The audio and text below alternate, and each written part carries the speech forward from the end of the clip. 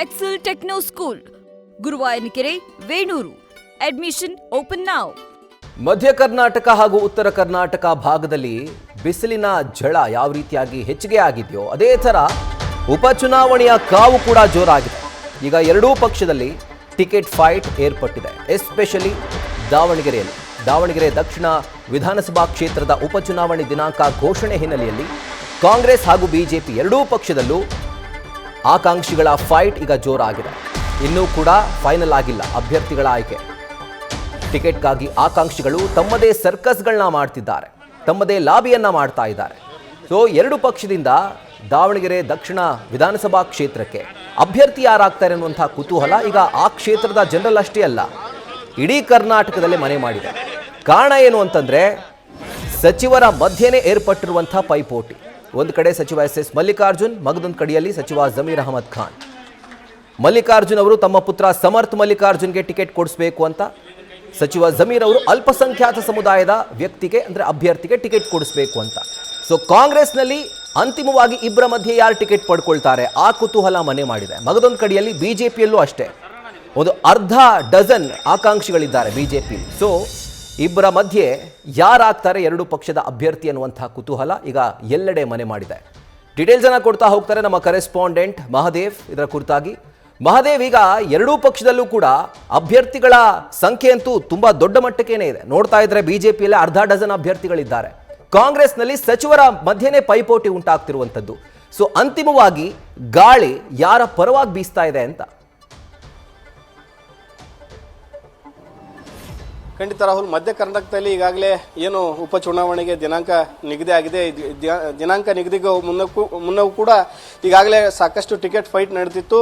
ತಮ್ಮ ಪುತ್ರನಿಗೆ ಟಿಕೆಟ್ ಅನ್ನ ಕೊಡಿಸಬೇಕು ಅಂತ ಹೇಳಿ ಎಸ್ ಮಲ್ಲಿಕಾರ್ಜುನ್ ಸಾಕಷ್ಟು ಒಂದು ಹರಸಾಹಸವನ್ನು ಪಡ್ತಿದ್ರು ಮತ್ತು ಕ್ಷೇತ್ರದಲ್ಲಿ ಹಿಡಿತಾ ಇದೆ. ಯಾವುದೇ ರೀತಿಯಂತ ಆತಂಕ ಇಲ್ಲ ಅನ್ನೊಂದು ನೆಮ್ಮದಿಯಾಗಿದ್ರು. ಆದರೆ ಯಾವಾಗ ಜಮೀರ್ ಅವರು ದಾವಣಗೆರೆ ದಕ್ಷಿಣ ಕ್ಷೇತ್ರಕ್ಕೆ, ಅದು ಅಬ್ದುಲ್ ಜಬ್ಬಾರ್ ಮನೆಗೆ ಬಂದು ಹೋಗ್ತಾರೆ, ಈ ಬಾರಿ ಮುಸ್ಲಿಮ್ಸ್ಗೆ ಒಂದು ಟಿಕೆಟ್ ಅನ್ನ ಕೊಡಬೇಕು ಅಂತ ಹೇಳಿ ಅವರು ಅಲ್ಲೇ ಒಂದು ಘೋಷಣೆಯನ್ನ ಮಾಡಿ ಹೋಗ್ತಾರೆ. ಈ ಒಂದು ಸಮಯದಲ್ಲಿ ಇದು ಸಹಜವಾಗಿ ಸಚಿವ ಮಲ್ಲಿಕಾರ್ಜುನ್ ಅವರ ಆತಂಕಕ್ಕೆ ಕಾರಣ ಆಗ್ತದೆ. ಯಾಕಂದ್ರೆ ದಾವಣಗೆರೆ ದಕ್ಷಿಣ ಕ್ಷೇತ್ರ ಅಂದ್ರೆ ಅದು ಕಾಂಗ್ರೆಸ್ನ ಭದ್ರಕೋಟೆ, ಇಲ್ಲಿ ಈಸಿಯಾಗಿ ಗೆಲ್ಬಹುದು. ಅಹಿಂದ ಮತಗಳು ಕ್ರೋಢೀಕರಣದಿಂದ ಕಾಂಗ್ರೆಸ್ಗೆ ಈಸಿಯಾಗಿ ಅದು ಗೆಲುವು ಸಿಗುತ್ತೆ. ಹೀಗಾಗಿ ಈ ಕ್ಷೇತ್ರವನ್ನು ಯಾವುದೇ ಕಾರಣಕ್ಕೂ ಬಿಟ್ಕೊಡಬಾರ್ದು ಅನ್ನೋದು, ಈ ಕ್ಷೇತ್ರವನ್ನು ಉಳಿಸ್ಕೊಳ್ಬೇಕು ಅನ್ನೋದು ಶಾಮನೂರು ಫ್ಯಾಮಿಲಿಯ ಪ್ಲಾನ್ ಆಗಿತ್ತು. ಆದರೆ ಈ ಜಮೀರ್ ಅವರ ಬಂದು ಎಂಟ್ರಿಯಿಂದ ಅದು ಸಾಕಷ್ಟು ಗೊಂದಲಕ್ಕೆ ಕಾರಣ ಆಯಿತು. ಇದರಿಂದ ಸಹಜವಾಗಿ ಸಚಿವ ಮಲ್ಲಿಕಾರ್ಜುನ್ ಕೂಡ ಸಿಟ್ಟಾದ್ರು. ನಮ್ಮ ಕ್ಷೇತ್ರದಲ್ಲಿ ಅವನು ಯಾಕೆ ಬಂದು ಹೋಗಕ್ಕೆ, ಅವನು ಯಾರು, ಮಾತಾಡೋಕೆ ಯಾರು ಅಂತ ಹೇಳಿ ಏಕವಚನದಲ್ಲಿ ವಾಗ್ದಾಳಿ ನಡೆಸಿದ್ರು. ಇಲ್ಲಿ ಜಮೀರ್ ಅವರು ಕೂಡ ಈ ಕಾಂಗ್ರೆಸ್ ಪಕ್ಷಕ್ಕೆ ಮುಸ್ಲಿಂ ಸಮುದಾಯದ ಕೊಡುಗೆ ಸಾಕಷ್ಟು ಇದೆ. ಅದರಲ್ಲೂ ದಾವಣಗೆರೆ ದಕ್ಷಿಣ ಕ್ಷೇತ್ರದಲ್ಲಿ 60%ಕ್ಕೂ ಹೆಚ್ಚು ಮುಸ್ಲಿಮ್ಸರು ಮತವನ್ನ ಕೊಡ್ತಾರೆ. ಹೀಗಾಗಿ ಅಲ್ಲಿ ಸಹಜವಾಗಿ ಕಾಂಗ್ರೆಸ್ ಗೆಲುವಾಗುತ್ತೆ. ಈಗ ಹಿಂದಿನಿಂದಲೂ ಕೂಡ ಹಿರಿಯರು ಅಂತ ಹೇಳಿ ಶಾಮನೂರು ಶಿವಶಂಕರಪ್ಪ ಅವರಿಗೆ ಸಪೋರ್ಟ್ ಅನ್ನ ಮಾಡ್ಕೊಂಡು ಬಂದಿದ್ದಾರೆ. ಅಲ್ಲಿ ಸಹಜ ಮುಸ್ಲಿಮ್ಸ್ ಮತಗಳ ಕ್ರೋಢೀಕರಣ ಆಗಿ ಅವ್ರು ಈಸಿಯಾಗಿ ಗೆಲ್ತಾ ಇದ್ರು. ಅವರು ಪಕ್ಷಕ್ಕೂ ಸೇವೆ ಇದೆ, ಅವ್ರ ಕುಟುಂಬಕ್ಕೂ ಸಮಾಜದ ಸೇವೆ ಇದೆ. ಹೀಗಾಗಿ ಅವ್ರ ಸೇವೆಯನ್ನು ತೀರಿಸುವಂತ ಕೆಲಸ ಮುಸ್ಲಿಂ ಸಮಾಜಕ್ಕೆ ಒಂದು ಟಿಕೆಟ್ ಅನ್ನು ಕೊಡೋದ್ರ ಮೂಲಕ ಋಣವನ್ನ ತೀರಿಸುವಂತ ಕೆಲಸವನ್ನ ಮಾಡಬೇಕು ಅಂತ ಹೇಳಿ ಒಂದು ಒತ್ತಾಯ ಮಾಡಿದ್ರು. ಇದು ಸಹಜವಾಗಿ ಆತಂಕ ಕಾರಣ ಆಗಿತ್ತು. ಈ ಹಿಂದಿನಿಂದಲೂ ಕೂಡ ಅವರಿಗೆ ಒಂದು ಅಂದ್ರೆ ಮುಸ್ಲಿಂ ಸಮುದಾಯಕ್ಕೆ ಟಿಕೆಟ್ ಅನ್ನು ಕೊಡಬೇಕು ಅಂತ ಹೇಳಿ ಒಂದು ಒತ್ತಾಯ ಇತ್ತು. ಆಗಲೂ ಕೂಡ ಸಾಕಷ್ಟು ಹೈಡ್ರಾಮಾ ಆಗಿ ಅಲ್ಲಿ ಬಿ ಫಾರ್ಮ್ ಕೂಡ ತಿದ್ದುಪಡಿಯಾಗಿ ಆ ಬಿ ಫಾರ್ಮ್ ಕೂಡ ಕ್ಯಾನ್ಸಲ್ ಆಗಿತ್ತು. ಇಂಥ ಒಂದು ಹೈಡ್ರಾಮ್ಗಳಿಗೆ ಸಾಕ್ಷಿಯಾದಂತಹ ದಾವಣಗೆರೆ ದಕ್ಷಿಣ ಕ್ಷೇತ್ರ ಮತ್ತು ದಕ್ಷಿಣ ಕ್ಷೇತ್ರ ಟಿಕೆಟ್ ಈಗ ಈ ರೀತಿಯಾದಂತಹ ಫೈಟ್ ನಡೀತಾ ಇದೆ. ಅಂತಿಮವಾಗಿ ಯಾರಿಗೆ ಸಿಗುತ್ತೆ?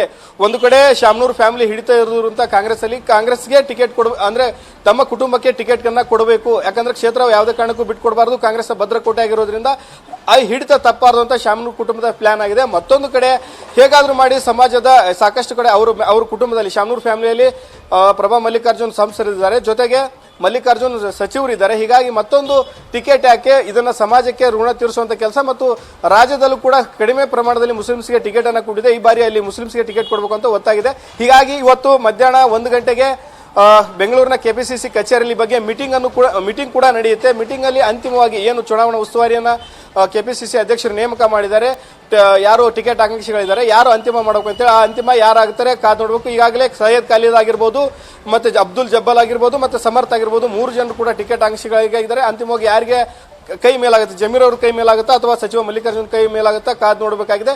ಇನ್ನೊಂದು ಕಡೆ ಬಿಜೆಪಿಯಲ್ಲೂ ಕೂಡ ಅದೇ ರೀತಿಯಾದಂತಹ ಆಕ್ಷನ್ಗಳಿಗೆ ಪಟ್ಟಿ ದೊಡ್ಡದಿದೆ. ಕಳೆದ ಬಾರಿ ಸ್ಪರ್ಧೆ ಮಾಡಿದಂತ ಬಿಜೆ ಅಜಯ್ ಕುಮಾರ್ ಅವರು ಕೂಡ ಈ ಬಾರಿ ಟಿಕೆಟ್ ಆಕಾಂಕ್ಷಿ ಆಗಿದ್ದಾರೆ. ಸತತ ಬಾರಿ 4 ಸ್ಪರ್ಧೆ ಮಾಡಿ ಸೋತಂತ ಯಶವಂತರಾವ್ ಜಾಧವ್ ಕೂಡ ಅವರು ಕಡಿಮೆ ಅಂತರದಲ್ಲಿ ಸೋತಿದ್ದಾರೆ. ಈ ಬಾರಿ ಹೇಗಾದ್ರೂ ನಾವು ಕ್ಷೇತ್ರವನ್ನು ಈಸಿಯಾಗಿ ಗೆಲ್ಬಹುದು. ಯಾಕಂದ್ರೆ ಶಾಮನೂರ್ ಅವರಿಗೆ ಒಂದು ಹಿರಿಯರು ಅಂತ ಹೇಳಿ ಅವ್ರು ಗೌರವ ಕೊಟ್ಟು ಅವ್ರನ್ನ ಗೆಲ್ಸ್ಕೊಂಡ್ ಬರ್ತಿದ್ರು. ಈ ಬಾರಿ ನಮಗೆ ಕೊಟ್ಟರೆ ಈಸಿಯಾಗಿ ಗೆಲುವಾಗುತ್ತೆ, ನಾನು ಶಾಮನೂರ್ ವಿರುದ್ಧ ಕಡಿಮೆ ಅಂತರದಿಂದ ಸೋತಿದ್ದೀನಿ ಅಂತ ಹೇಳಿ ಅವರು ಒಂದು ಹಕ್ಕೊತ್ತಾಯನ ಮಾಡಿದ್ದಾರೆ. ಹೀಗಾಗಿ ಅವ್ರಿಗೆ ಟಿಕೆಟ್ ಸಿಗುತ್ತಾ ಅಂತ.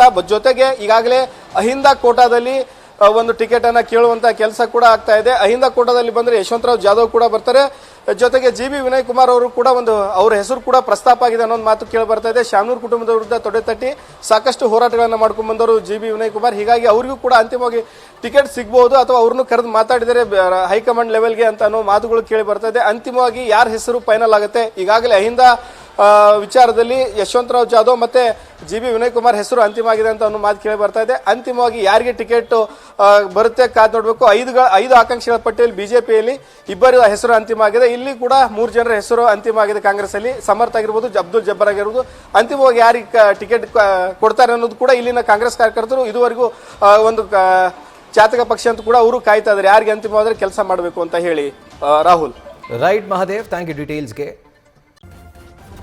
ನ್ಯೂಸ್ ಫಸ್ಟ್ ನಿರ್ಭೀತಿಯಿಂದ ನಿಮ್ಮ ಪರವಾಗಿ.